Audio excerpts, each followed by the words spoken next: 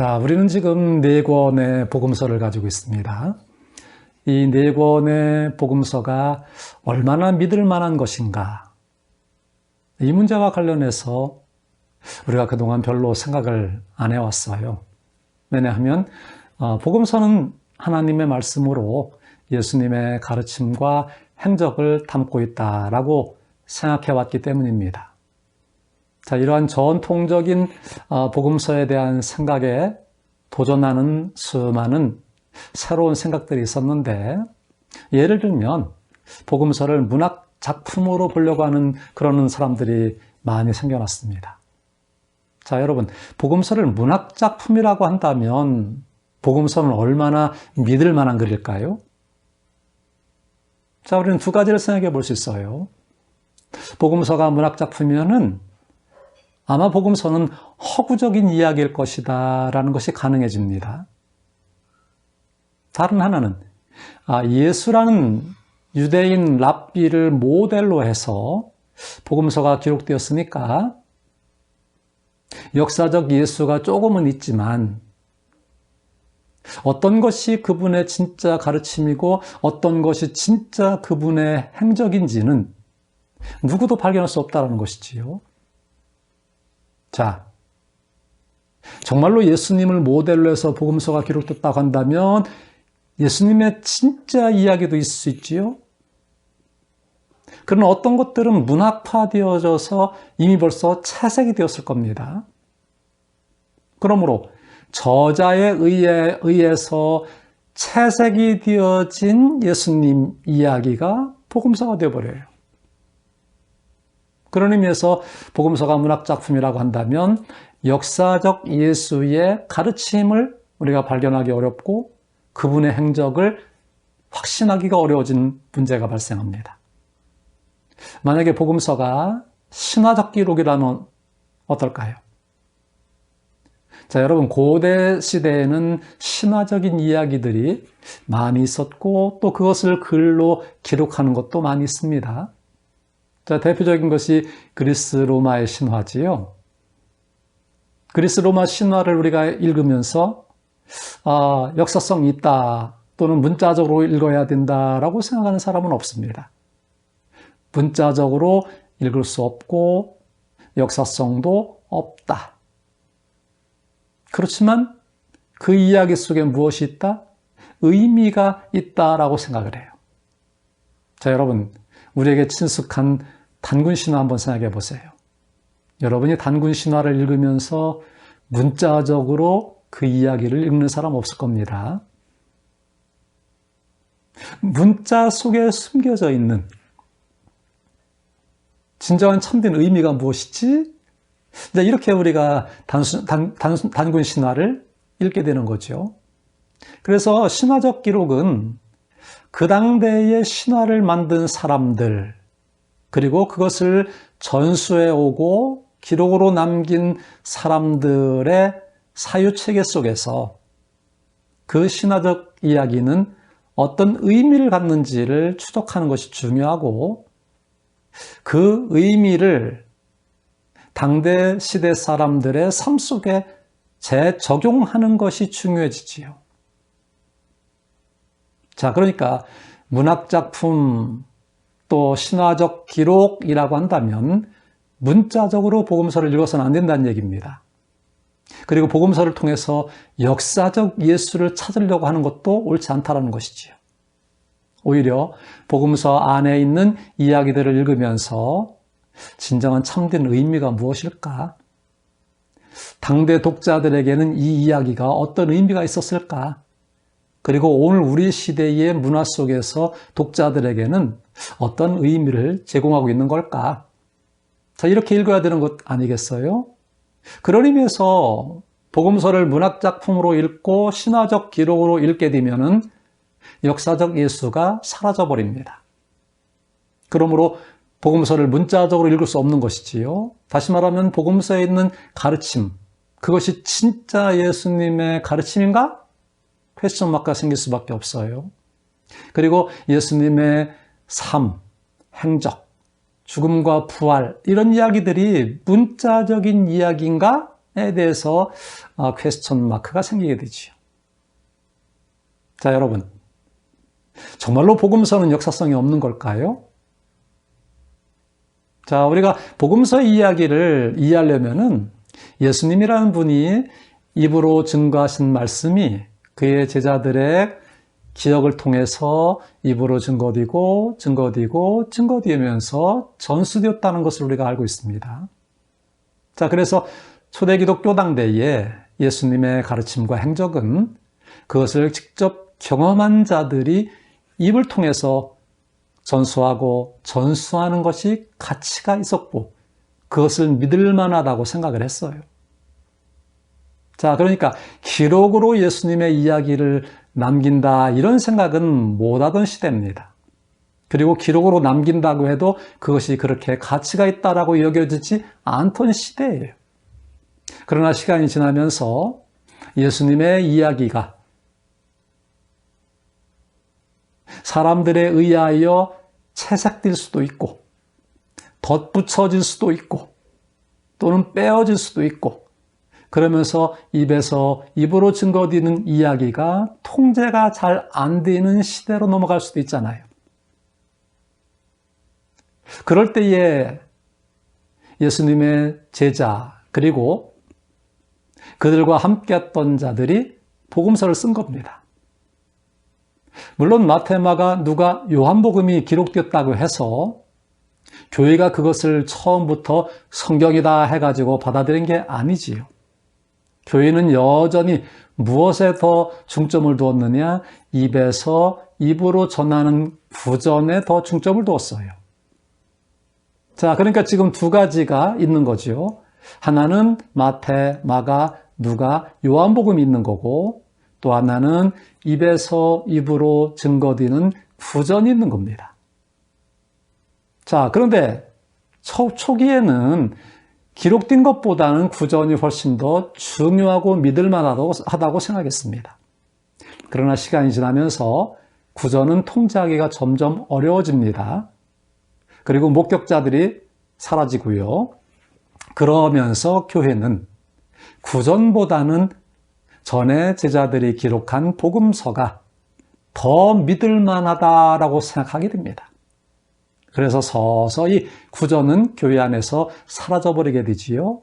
그리고 네 권의 복음서가 구전의 위치를 대신하게 돼요. 자, 그래서 우리는 지금 뭘 가지고 있느냐? 네 권의 복음서를 가지고 있습니다. 자, 이 복음서를 읽으면은 예수님의 이야기가 미화되지 않았다는 것을 우리는 잘 알고 있어요. 만약에 문학적 작품이라고 한다면 미화되었을 가능성이 굉장히 커요.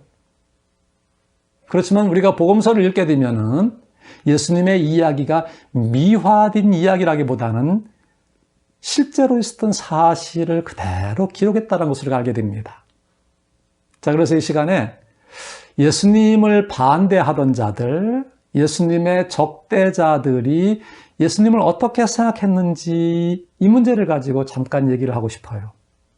자, 예수님 당대에 예수님을 반대하던 종교 지도자들이 많았습니다.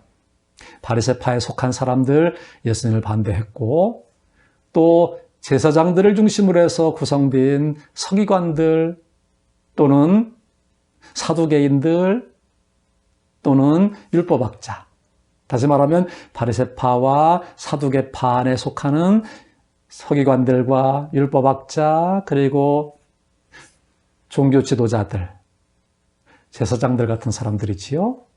이런 사람들이 예수님에 대하여 굉장한 반감을 가져요. 자, 이 사람들은 기득권자들입니다. 근데 예수님은 어떻게 보면은 이런 기득권에 대하여 도전하는 것처럼 보이는 행동도 하시고 말씀도 하세요. 그러니까 기득권 종교 지도자들이 예수님을 반대할 수밖에 없었는데 그들이 예수님을 반대하던 이야기를 우리가 읽게 되면은 예수님이 어떤 분이셨나라는 것을 우리가 잘 알 수 있어요. 자, 일단 마태복음 11장 19절 그리고 누가복음 7장 34절을 읽게 되면은 굉장히 흥미로운 이야기가 기술되고 있습니다. 자, 이 흥미로운 이야기는 뭐냐? 예수님을 향해서 비난하던 이야기를 그대로 기록하고 있어요. 자, 여러분, 1세기 당대, 예수님 당대 사회는 명예와 수치가 지배하던 사회라고 합니다. 그러니까 사람들은 명예를 지키는 것이 굉장히 중요하고 수치를 당하지 않는 것이 굉장히 중요해요. 근데 예수님의 삶을 보면은 굉장히 수치스러운 이야기가 기록되어 있거든요. 자, 복음서가 미화된 이야기라고 한다면 그렇게 수치스러운 이야기를 기록할 수가 없었을 거예요. 근데 마태복음 11장 19절, 누가복음 7장 34절에 보면 굉장히 수치스러운 이야기가 기록이 되어 있습니다. 자, 무슨 얘기가 나오느냐? 예수님을 반대하던 자들이 예수님을 향해서 예수님을 부르던 이야기가 그대로 묘사되어 있습니다. 예수님을 먹기를 탐하는 자, 또 포도주를 즐기는 자, 세리와 죄인의 친구, 이렇게 써놨어요. 자, 이 얘기는 당대의 예수님을 반대하던 예수님의 적대자들, 종교 지도자들이 예수님을 향해서 욕하던 이야기예요. 그래서 예수님의 별명이라고 할 수도 있지요. 다시 말하면 별명이 좋은 별명이 아니고 예수님을 향해서 나쁜 별명으로 예수님을 부른 이야기입니다. 근데 그런 이야기를 복음서 저자가 있는 그대로 써놨어요. 그냥 말만 조금 순화시켰는데, 예를 들면 예수님은 탐식가다. 또 예수님은 술주정뱅이다. 자, 이렇게 그냥 있는 그대로 써놓되 이걸 말을 조금 순화시켜서 먹기를 탐하는 자, 포도주를 즐기는 자, 이렇게 써놓은 거잖아요. 그리고 세리의 친구, 죄인의 친구. 여기 세리, 죄인. 여기 죄인은 창기들을 말해요. 자, 이 세리라는 사람들은 당대 유대 사회 속에서 가장 낮은 계층의 사람들. 다시 말하면 유대인들이 죄인이다 해가지고 가장 혐오하는 무리들이에요. 그러니까 세리라는 이야기가 유대인의 문헌에 나올 때는 항상 어떤 자들과 함께 나오느냐? 악인들, 살인자들, 도적, 거짓말하는 자, 창기, 아주 이렇게 나쁜 자들의 목록 속에 항상 같이 나오는 게 바로 세리예요. 자, 유대인들이 세리를 얼마나 싫어했는지를 우리가 알 수 있는 거죠. 그런데 유대인들은 세리들을 너무너무 싫어했는데 그 이유는 우리가 잘 아는 것처럼 로마의 앞잡이가 되어서 세금을 착취해서 로마에 바치고 또 자기들도 그 세금을 가지고 폭리를 취하는 자들이기 때문에 그래요. 더 나아가서 구약 율법에 금하는 아주 높은 고리대금업자로 살았기 때문에 그렇기도 하지요. 그래서 이 사람들은 로마의 앞잡이, 그리고 동족들의 피를 빨아먹는 매국노, 이렇게 생각을 했습니다. 그러니까 유대인들이 세리들은 회당에 들어올 수 없다. 회당 예배에 참석할 수가 없어요. 세리들은 그들의 돈을 가지고 백성들을 구제할 수 없다. 헌금 낼 수 없다라는 거고 구제할 수 없다라는 거죠. 더 나아가서 세리들은 유대인 공동체 안에서 어떤 직책도 어떤 일도 할 수 없다. 더 극단적으로 세리들은 죄인인데 유대인들이 세리들과 접촉해서는 안 된다. 세리들은 어떠한 사건의 목격자라도 법정에서 증언할 수가 없다. 자, 이런 걸 보면은 당대 유대인들이 세리들에 대해서 얼마나 많은 반감을 가지고 있었는지를 우리가 알 수 있습니다. 자, 그러니까 예수님이 세리들과 더불어 친구로 지냈다라는 이야기는 정말로 예수님의 명예가 아주 먹칠당하는 일이에요. 거기다가 예수님은 창기들의 친구다. 여러분, 당대 창기들도 똑같아요. 세리들처럼 유대 공동체로부터 완전하게 떨어져 있는 자들. 자, 이 사람들은 죄인들의 대명사입니다. 근데 본문의 말씀에 보시면 예수님은 먹기를 탐하는 자요, 포도주를 즐기는 자요, 세리의 친구요, 창기의 친구다. 누가 이런 말을 만들어냈을까요? 예수님의 적대자들이에요. 예수님을 반대하던 종교 지도자들이 예수님을 비난한 그런 말들입니다. 근데 이런 말들은 어떻게 나타났느냐? 예수님이 진짜로 세리들과 창기들, 가난한 자들, 버림받은 자들, 이런 사람들을 초청해서 그들과 함께 먹고 마시는 잔치를 종종 벌였기 때문에 예수님이 이런 별명을 갖게 된 거죠. 자, 이 얘기는 역사성이 있다는 얘기입니다. 진짜로 이런 사건이 있었고 역사성이 있다는 얘기예요. 근데 여기에 굉장히 흥미로운 이야기가 숨겨 있다는 걸 알아야 합니다. 자, 예수님은 왜 가난한 자들, 버림받은 자들, 죄인들, 이런 사람들과 더불어서 함께 먹고 마시면서 잔치를 즐겼을까? 자, 우리는 복음서에서 예수님이 잔치를 즐기는 모습을 종종 읽게 됩니다. 근데 그 잔치에 참여한 자들이 보통은 당대 사회 속에서 명망 있는 자들이라기보다는 명예를 갖고 있지 아니한 버림받은 자들이 더 많다는 것을 우리가 잘 알고 있습니다. 자, 왜 그럴까? 자, 예수님의 선포의 핵심은 바로 하나님의 나라가 이 땅에 왔다라는 것이지요. 회개하라, 천국이 가까웠느니라. 자, 이렇게 예수님께서 메시지를 선포하시고 그 메시지를 행위로 보여주는 것들이 여러 가지가 있어요.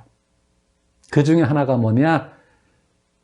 세리들과 창기들, 그리고 가난한 자들, 병든 자들, 이런 사람들과 더불어서 잔치를 하는 겁니다. 함께 먹고 마시는 거예요. 당대 잔치라는 모티프는 굉장히 중요했습니다. 그래서 보통은 부자는 부자들끼리 잔치를 하고요. 잔치에 초청되는 자들은 다 자기하고 비슷한 사람들을 잔치에 초청합니다. 그리고 한번 잔치에 초청을 받으면 또 역시 잔치를 배설해서 대접을 해줘야 되는 것이 명예를 지키는 길이기도 했고요. 근데 예수님은 바로 당대 사회의 통념을 완전하게 깨뜨리시고 버림받은 자들, 죄인의 대명사인 세리와 창기, 이런 자들을 초청하셔서 그들과 함께 먹고 마시며 잔치를 벌입니다. 이게 바로 무엇이냐? 여기에는 두 가지 의미가 있어요. 하나는 하나님의 나라가 지금 이 잔치로 묘사되고 있는 거예요. 예수님이 이 땅에 오셔서 하나님의 나라를 가시적으로 보여주는 방법론 중에 하나가 바로 죄인들과 더불어 잔치하는 겁니다. 그래서 이 잔치를 통해서 우리는 하나님의 나라가 이 땅에 지금 우리 가운데 있구나. 예수님이 하나님 나라를 지금 사람들로 하여금 보게 만들어주고 있구나라는 것을 배우게 돼요. 또 하나는 그 나라에 들어갈 수 있는 자들이 누구냐? 바로 세리와 창기처럼 또 버림받을 자처럼 바로 신분에 구애되지 아니하고 회개하는 자들이 바로 그 잔치에 들어갈 수 있다. 자, 그것을 우리에게 보여준 메시지란 말이에요. 그런 의미에서 예수님의 제자들이 예수님의 이야기를 있는 그대로 기록을 해서 미화시키지 않았다는 것을 우리가 알 수 있고요.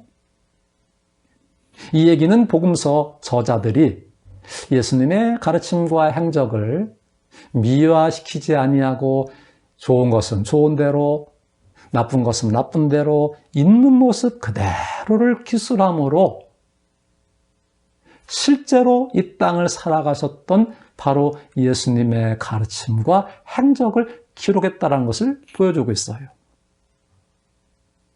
자, 그러므로 복음서가 문학작품이다 또는 신화적인 기록이다 라는 이야기는 우리가 쉽게 납득할 수 있는 얘기가 아닙니다. 오히려 좋은 이야기든 나쁜 이야기든 있는 그대로 이야기를 기술해서 예수님께서 누구이신지 그것을 우리에게 잘 가르쳐주고 있고 예수님을 통해서 하나님의 나라가 이 땅에 도래했고 죄인들이 예수를 믿음으로 말미암아 하나님 나라의 잔치에 들어간다라는 것, 그것을 우리에게 잘 보여주고 있다라는 것을 기억하는 것이 필요합니다.